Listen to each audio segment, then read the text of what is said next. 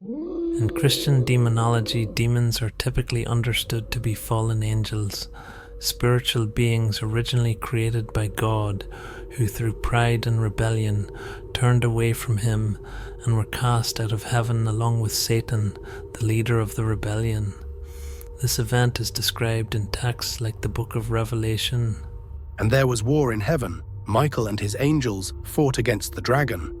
And the dragon fought and his angels, and prevailed not. Neither was their place found any more in heaven.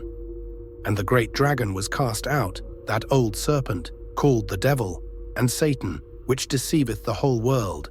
He was cast out into the earth, and his angels were cast out with him. Revelation 12:7-9. Satan is viewed as the leader of the demonic realm, with the fallen angels becoming his followers. These fallen angels or demons are understood to actively work against God's purposes by tempting humans, causing harm and promoting sin. Since demons are fallen angels, they are traditionally viewed as spiritual beings without a physical body. They are not bound by human limitations and can exist in a disembodied state, though they can take on forms to interact with the material world. The Bible does not provide detailed physical descriptions of demons, but their appearance is often implied to be horrifying or repulsive. For example, Satan is described in the form of a serpent in Genesis 3 and as a dragon in Revelation 12. In medieval Christian art and folklore, demons are often portrayed with monstrous or animalistic features, horns, wings, claws, or distorted, grotesque faces. These forms symbolize their rebellion against the natural order and their malevolent nature. As fallen angels, demons can also appear beautiful or angelic to deceive humans. 2 Corinthians 11:14 suggests that even Satan can disguise himself as an angel of light. And no wonder, for Satan himself masquerades as an angel of light. In some accounts, demons are described as invisible forces, making their presence known through the effects they have on their surroundings, objects moving, strange noises, or influencing people's thoughts and actions without a visible form. Demons are thought to tempt humans into sin. This idea is central in Christian theology, especially when linked to the figure of Satan in the Garden of Eden, where he tempts Adam and Eve to disobey God. The Apostle Paul warns about the dangers of demonic influence. In Christian demonology, demons are believed to be capable of possessing individuals, taking control of their bodies or minds. This belief is drawn from New Testament accounts of Jesus casting out demons from those possessed, such as in the story of the Gerasene demoniac. And when he had come out of the boat, immediately there met him out of the tombs a man with an unclean spirit, who had his dwelling among the tombs, and no one could bind him, not even with chains. And always, night and day, he was in the mountains and in the tombs, crying out and cutting himself with stones. When he saw Jesus from a distance, he ran and fell on his knees in front of him. He shouted at the top of his voice, "What do you want with me, Jesus, Son of the Most High God? In God's name, don't torture me." For Jesus had said to him, "Come out of this man, you impure spirit." Then Jesus asked him, "What is your name?" "My name is Legion," he replied, "for we are many." And he begged Jesus again and again not to send them out of the area. A large herd of pigs was feeding on the nearby hillside. The demons begged Jesus, "Send us among the pigs, allow us to go into them." He gave them permission, and the impure spirits came out and went into the pigs. The herd, about 2,000 in number, rushed down the steep bank into the lake and were drowned. Demons spend much of their time seeking human vessels to influence or possess. Possession allows them to exert power in the physical realm, causing harm and leading people into further sin. Some theological writings suggest that demons may influence political or social systems, working on a large scale to corrupt entire nations or governments. This idea is seen in Ephesians 6:12, which refers to rulers and authorities in the spiritual realms, implying that demons have influence beyond just individual temptation.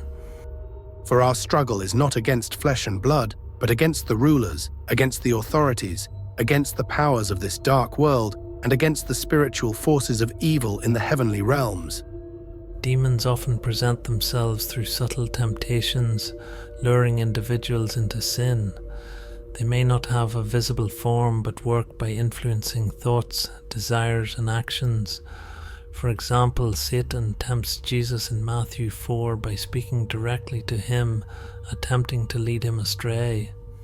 The New Testament warns about the influence of demonic deception. Now the Spirit expressly says that in later times some will depart from the faith, giving heed to deceiving spirits and doctrines of demons. 1 Timothy 4:1. In Christian mysticism and demonology, demons can appear in visions or dreams, often to deceive, scare, or manipulate individuals. They may appear in frightening forms to intimidate, or in seductive forms to tempt. In some cases, demons are believed to cause physical harm or destruction, either to individuals or communities, as part of their malevolent activities. In some accounts, demons can affect the physical world, causing disturbances such as poltergeist-like activity, where objects are moved, doors slam shut, or strange noises occur. These manifestations are intended to cause fear or indicate the presence of an evil force. Despite their association with hell, demons are also active on earth, where they roam and seek to tempt, possess, or influence human beings. 1 Peter 5:8 warns Christians to be vigilant, as the devil and his demons are actively seeking to cause harm. Your enemy the devil prowls around like a roaring lion, looking for someone to devour. In Christian thought, demons are also said to inhabit the air or spiritual realms. Ephesians refers to Satan as the prince of the power of the air, indicating that demons operate in an invisible spiritual dimension just beyond the physical world. In which you once walked, following the course of this world, following the prince of the power of the air, the spirit that is now at work in the sons of disobedience. Folklore and tradition often link demons to haunted or cursed locations, such as abandoned buildings, graveyards, or places associated with violence and sin. These locations are believed to attract demonic presences due to their history of moral or spiritual corruption. Medieval Christian demonologists developed complex hierarchies of demons. Theologians and scholars like Thomas Aquinas in his Summa Theologica discussed the nature and rank of angels and their fallen counterparts. He, along with other thinkers, believed that demons, like angels, were arranged in orders or choirs, and that certain demons had specific roles or powers. In later Christian demonology, such as the works of Peter Binsfeld and Johann Weyer, demons were often categorized based on their association with the 7 deadly sins. Each of the 7 deadly sins was often thought to be influenced by a particular demon. This connection was formalized by later medieval theologians. Asmodeus is often linked to lust due to his role in tempting humans into immoral sexual behavior. In the Book of Tobit, he is responsible for the deaths of 7 husbands of a woman named Sarah, driven by his jealous desire for her. Asmodeus is portrayed as manipulating desires and encouraging indulgence in carnal pleasures. Beelzebub, known as the Lord of the Flies, is associated with gluttony because of his power over excessive indulgence in food and drink.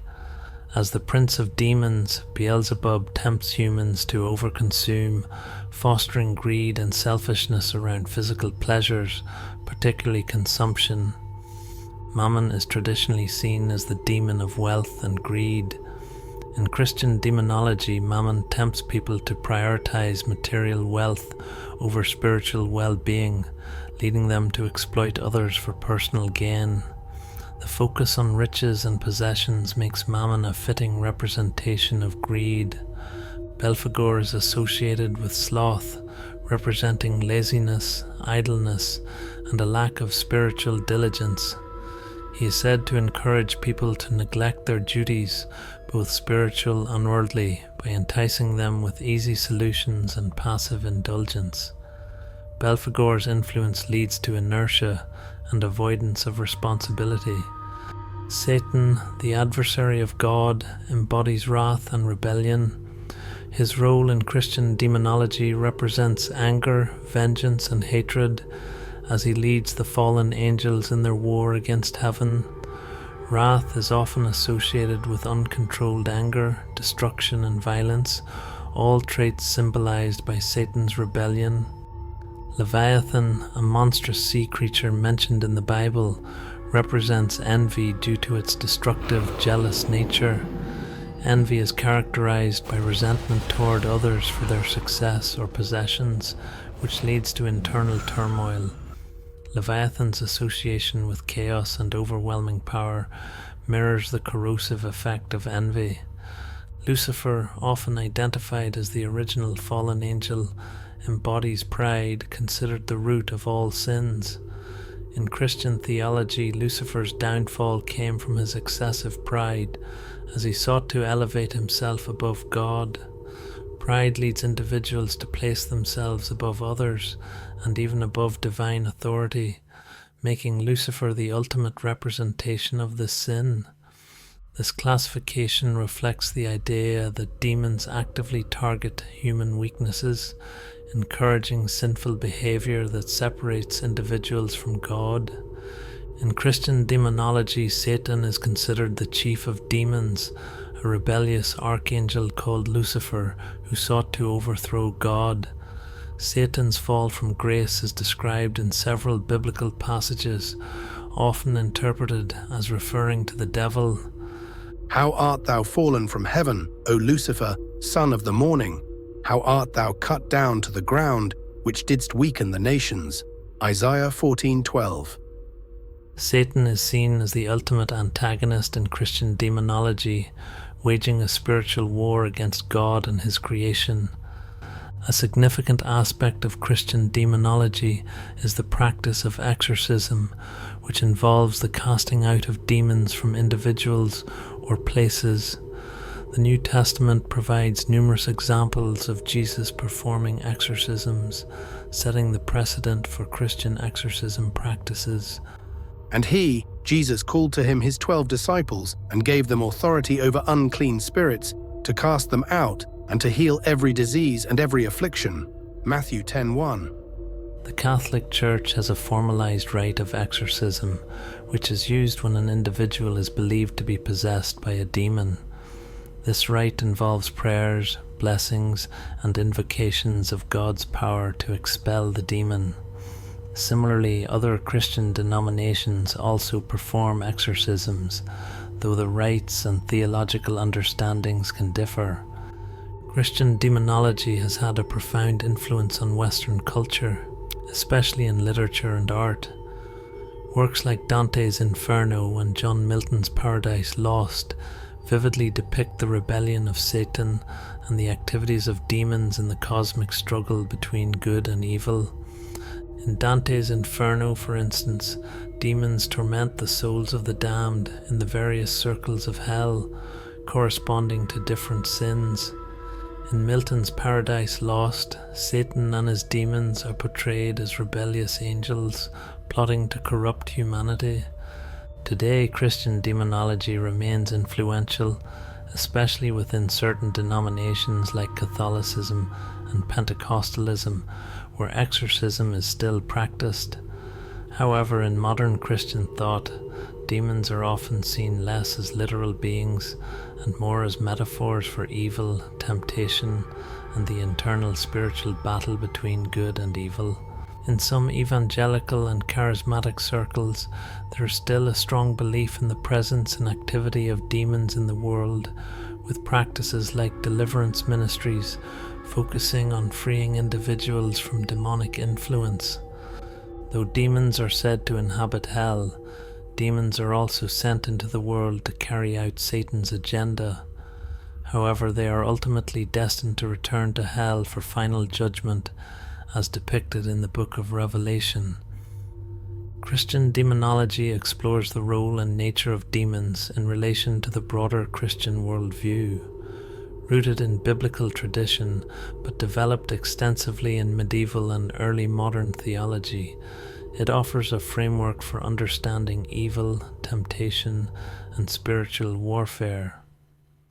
From the hierarchy of demons to the practice of exorcism, Christian demonology has deeply influenced the theological and cultural imagination of the Christian faith. In Christian theology, demons are spiritual beings that can take on various forms when interacting with the material world, from grotesque and terrifying to angelic and beautiful, depending on their goals. They primarily reside in hell, but they also roam the earth, influencing people through temptation, possession, and corruption. They inhabit both the physical world and unseen spiritual realms, with the goal of leading humanity away from God and into sin.